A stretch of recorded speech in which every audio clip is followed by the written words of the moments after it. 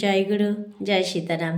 আমরা অনেকে বুদ্ধির মাপকাঠি বিচার করি, তাই না?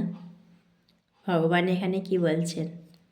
বুদ্ধির মাপকাঠি এখানে চলবে না, কেবল নাম করো, তাহলে নাম সব বুঝিয়ে দেবেন।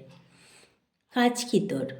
বড় কথা বুঝবার চেষ্টায় সকলের বড়, যা সেই নামামৃত পান কর।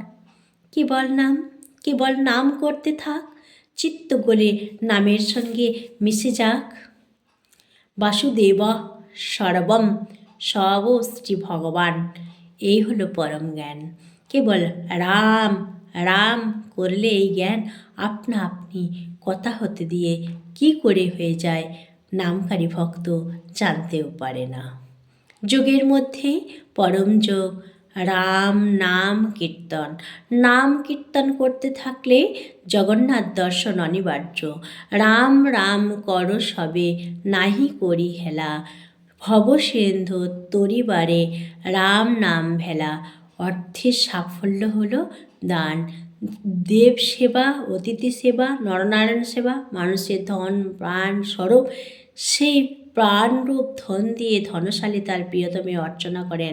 তার প্রীতির জন্য মন্দির নির্মাণ, পুষ্পদান, জলাশয় খননাদি ও অন্য নবরূপী নারায়ণের হিতকারী কার্য সকল রাম রাম করতে করতে করে থাকেন।